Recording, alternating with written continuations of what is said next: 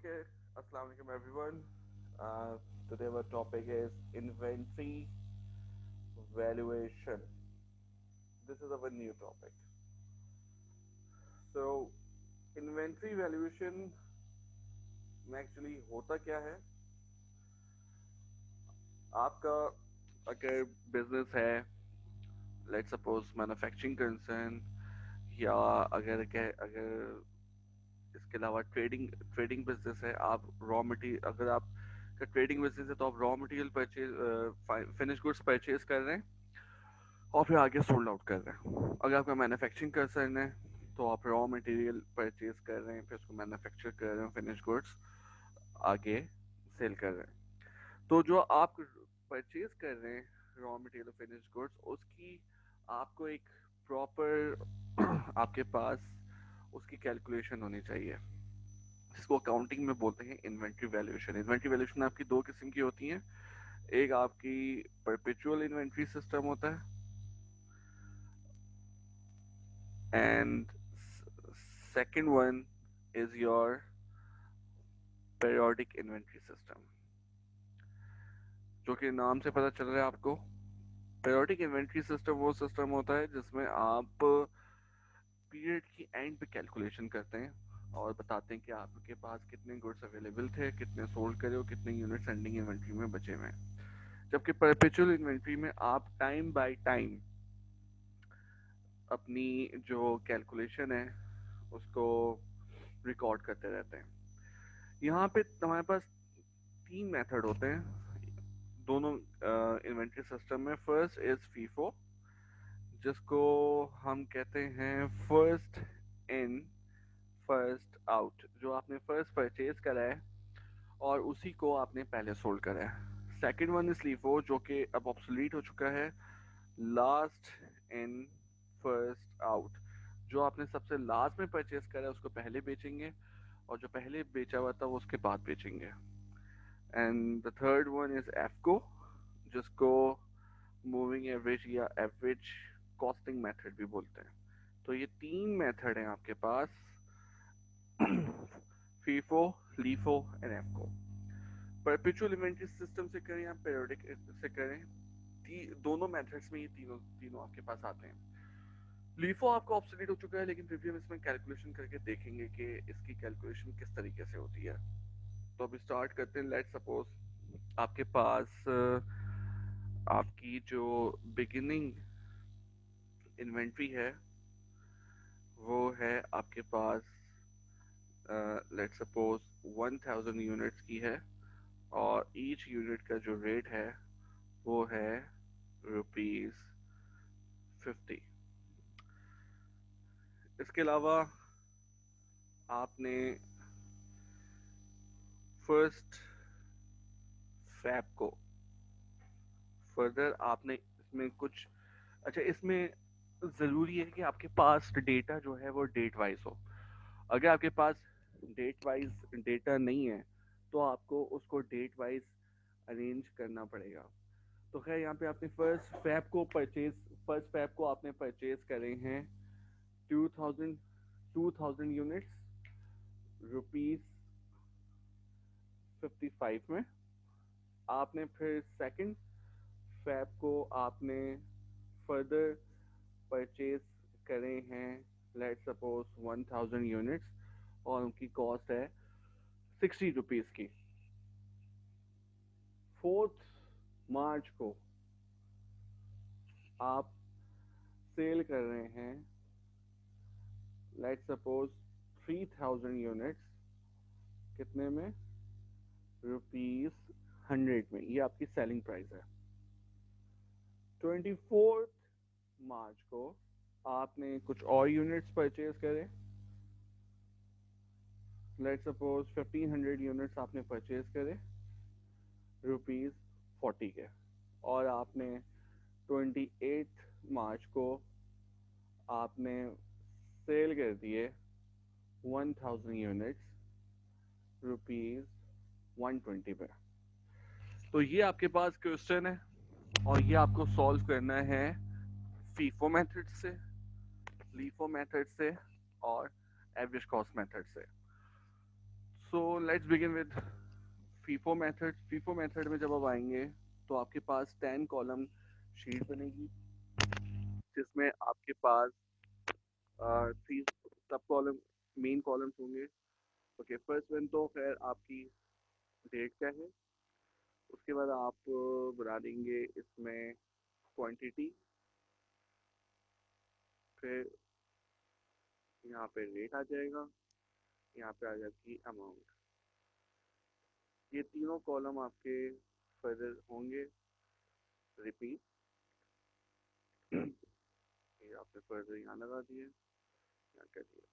ये जो first 3 columns हैं ये एक्चुअली हैं आपके परचेज के आपके टोटल परचेज कितने हैं। तो मैं इसको मर्ज कर देता हूँ और ये हैं आपके परचेज के कॉलम। इसके अलावा ये बाकी जो आपके 3 कॉलम जो हैं ये हैं आपके सेल्स के। कुछ जगह इसमें कुछ और वर्ड भी यूज कर सकते हैं सेल्स के फेमिनिन को। और ये है आपका बैलेंस। सो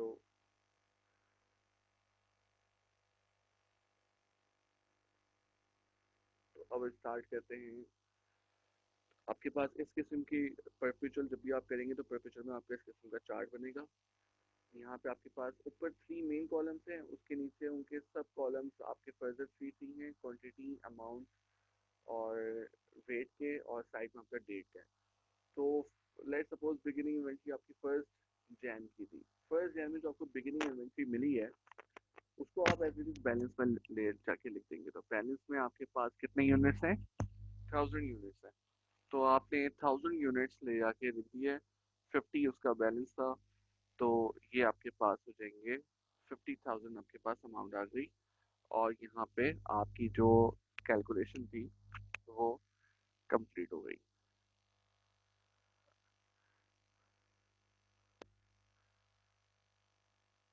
सेकंड, जैसा कि क्वेश्चन में आपको नजर आ रहा है कि क्वेश्चन में आपके पास जो डेटा है वो डेट वाइज ऑलरेडी डिफाइन हुआ हुआ है। तो अगर डेट वाइज नहीं है तो आपको उसको डेट वाइज करना होगा। तो उसके बाद आपके पास फर्स्ट स्टेप को जो एंट्री पास हो रही है, फर्स्ट स्टेप को आपने परचेज करेंगे कितने यूनिट्स? 2000 यूनिट्स। और उसका रेट है 55 रुपीज। तो 2000 को जब आप 55 से फिर यहाँ मल्टीप्लाई कर देंगे तो आपके पास ये परचेज जब भी आप करेंगे तो उसको हमेशा परचेज के कॉलम में ही लिखेंगे परचेज को। तो इसलिए मैंने इसको परचेज के कॉलम में यहाँ 2000 की क्वांटिटी लिखी है और 55 इसका मैंने रेट लिखा है। तो आपके पास 1,10,000 इसकी अमाउंट आ जाएगी। लेकिन आपके पास ऑलरेडी कौन से गुड्स अवेलेबल हैं बैलेंस में, उसको आप सबसे पहले लिखेंगे। इससे ये पता चलेगा कि कौन से गुड्स आपने पहले परचेज करे हुए थे और कौन से आपने बाद में करे। तो 1000 गुड्स यहाँ पे आ गए। उसके बाद आपके 2000 गुड्स आएंगे जो कि थे 55 रुपीज़ के। इसकी अमाउंट यहाँ पे 1,10,000 और यहाँ पे इसकी अमाउंट आ जाएगी 1,10,000। और फिर जब आप इनकी क्लोज करेंगे तो उसके नीचे आपको एक लाइन देनी ज़रूरी है। ठीक है, तो यहाँ से पता चल जाए कि इस डेट में और इसके अलावा कोई एंट्री नहीं है। उसके बाद आपके पास जो थर्ड एंट्री है वो है सेकंड फैब को। और अगेन आपने वो परचेज करी है सेकंड फैब। सेकंड फैब को आपने परचेज करेंगे कितने? 1000 यूनिट्स। और उसकी प्राइस कितनी थी? 60। इसका मल्टीप्लाई कर देंगे तो 60,000 आपके पास वैल्यू आ गई। जब आप बैलेंस में जाएंगे तो आपके पास ऑलरेडी ऊपर ये 1000 से 2000 तक, 1000 और 2000 जो कि 50 और 55 में परचेज की थी ऑलरेडी आपके पास अवेलेबल है। तो सबसे पहले आप इनको लिखेंगे और उसके बाद आपके पास बैलेंस आएगा 1000 यूनिट्स जो कि 60 के थे और 60,000। फर्दर सेकंड स्टेप को कोई और जनरल एंट्री नहीं है तो आप इसको भी यहाँ पे क्लोज कर देंगे।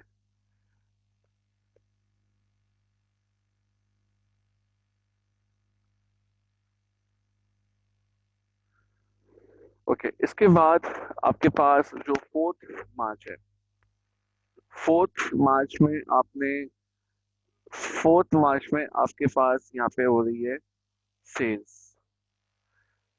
जो आपकी सेल्स है 4 मार्च को आपने लिखा। अब आप सेल्स कर रहे हैं इसमें से कितने यूनिट, 3000 यूनिट। आप इसमें गौर से देखें कि सबसे पहले आप कौन सा इसमें कर रहे हैं, फीफो। फीफो का मैंने आपको ऊपर ही मतलब बताया है कि फीफो का मतलब है फर्स्ट इन फर्स्ट आउट। तो यहाँ पे आपने सबसे पहले जो यूनिट्स परचेज करे थे वो 1000 आपके बिगिनिंग इन्वेंट्री में थे। ये जो बिगिनिंग इन्वेंट्री में गुड्स थे ये आपने ऑलरेडी सबसे पहले परचेज करे हुए होंगे लास्ट ईयर, जो कि आप सबसे पहले शो हो रहे हैं आपके बैलेंस में।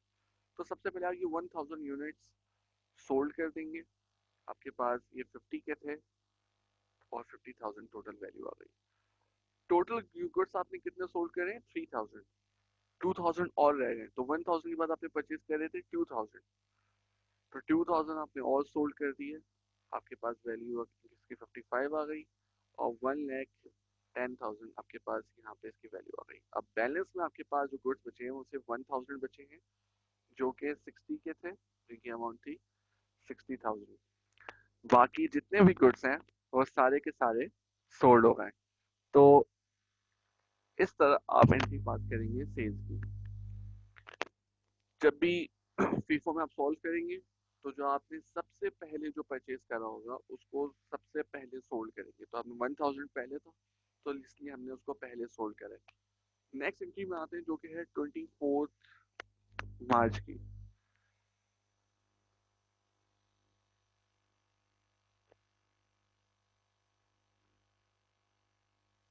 24 मार्च को आपने परचेज करे हैं 1500 गुड्स।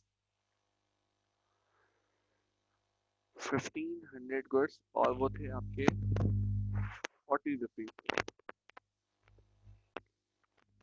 1500 गुड्स जब आप 1400 से मल्टीप्लाई करेंगे तो आपके पास आंसर फिर 60,000 ही आएगा। बैलेंस में आपके पास ऑलरेडी 1000 गुड्स अवेलेबल हैं जो जिनकी कॉस्ट थी 60। ठीक है, तो ये आपके पास 60,000 तो ऑलरेडी है। इसके अलावा आपके पास फर्दर 1500 गुड्स आ गए हैं जिनकी कॉस्ट है 40। इनको मल्टीप्लाई कर देंगे तो 60,000 आपके पास वैल्यू आ जाएगी। सिंपल, भाई परचेज आपने यहाँ पे एंड कर दिया। That's it. तो यहाँ तक आपकी तकरीबन सारी एंट्रीज हो गई हैं, सिर्फ एक एंट्री रह गई है। उस एक एंट्री में आपके पास है 28 मार्च। 28 मार्च को आपने 1000 यूनिट सोल्ड करेंगे 120 में। अच्छा, इसमें एक चीज और मैं बताता चलूँ कि आपने 4 मार्च को जो ये सेलिंग प्राइस 100 रुपीज लिखी हुई थी, सेलिंग प्राइस का इनकी वैल्यूएशन में कोई काम नहीं है, क्योंकि इसमें हम देख रहे होते हैं कि हमने कितने में गुड्स परचेज करे थे और कौन से गुड्स हमने बेचे हैं। मतलब कितने में हमने वो जो गुड्स आपने जितने में परचेज करे थे उसी परचेजिंग प्राइस में आप रिकॉर्ड करोगे यहाँ पे, तो उससे पता चलेगा कि हमारे पास कौन से गुड्स रह गए उसकी उसकी कॉस्ट से।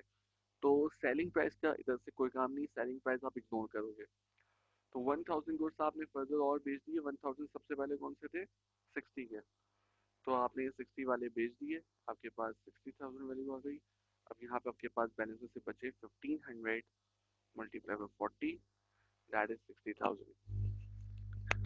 यहाँ पे आपकी तमाम जो एंट्रीज हैं वो कंप्लीट हो गई। और अब यहाँ पे पता कैसे चलेगा कि हमने जो क्वेश्चन सॉल्व करा है ये सही है कि नहीं। फर्स्ट ऑफ ऑल, ये आपके साथ जो परचेज का वैल्यू है यहाँ पे, अमाउंट, इन सब का आप सम कर लेंगे।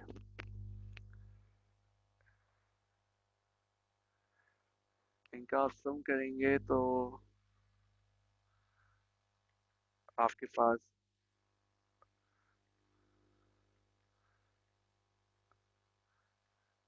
इन सब का आप सम कर लें। सम में आपकी वैल्यू आई 2,30,000। ये जो वैल्यू आई है इसको बोलते हैं गुड्स अवेलेबल फॉर सेल। ये हमारी टोटल परचेजेस है।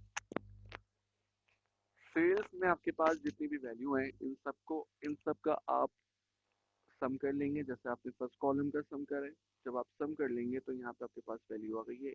ये जो वैल्यू है ये आपकी कहलाएगी कॉस्ट ऑफ गुड्स सोल्ड। और आपकी एंडिंग इन्वेंट्री ये लास्ट वाली है जो कि 60,000 रुपीज है। That's it, this is your ending inventory. अब आपको पता कैसे चलेगा कि आपने जो क्वेश्चन सॉल्व करा है वो सही है कि नहीं? इसमें हमारे पास अभी, इसको आप एज अ टोटल परचेजेस ले लें, क्योंकि इसमें भी हमारे पास हमने इसमें बैलेंस ऐड नहीं करा। तो कॉस्ट ऑफ गुड्स सोल्ड का फॉर्मूला हमारे पास होता है ओपनिंग ओपनिंग बैलेंस। इसमें आप प्लस करते हैं आपके पास जो परचेजेस हुई हैं, और आप माइनस करते हैं एंडिंग इन्वेंट्री। तो हमारे पास जो ओपनिंग बैलेंस है, ओपनिंग बैलेंस आपके पास था 50,000 रुपीज। 50,000 में अगर आप सम करें 2,30,000 रुपीज और आप लेस करें 60,000 रुपीज, तो आपके पास जो वैल्यू है आएगी 2,20,000 रुपीज। नौ ये 2,20,000 रुपीज आपकी यहाँ पे किसके बराबर आ रही है? कॉस्ट ऑफ गुड्स सोल्ड के बराबर आ रही है। अगर ये दोनों वैल्यू मैच कर रही है तो इसका मतलब आपने जितनी भी यहाँ पे काम करा है वो सही है। यहाँ पे आपकी तमाम पोस्टिंग, तमाम कैलकुलेशन और फीडिंग आपकी सही है। अगर ये दोनों वैल्यूज मैच नहीं हो रही, कॉस्ट ऑफ गुड्स सोल्ड की यहाँ पे सेकंड कॉलम में और यहाँ पे, तो फिर इसका मतलब है कि आपने यहाँ पे कोई ना कोई मसला करा है जिसकी वजह से ये बैलेंस नहीं हो रही। तो इनका बैलेंस होना ज़रूरी है। तो ये तो था हमारा फीफो मेथड। तो नेक्स्ट वीडियो में मैं आपको बताता हूँ लीफो मेथड, और इसके अलावा आपका जो दूसरा मेथड है वो कैसे सॉल्व होगा।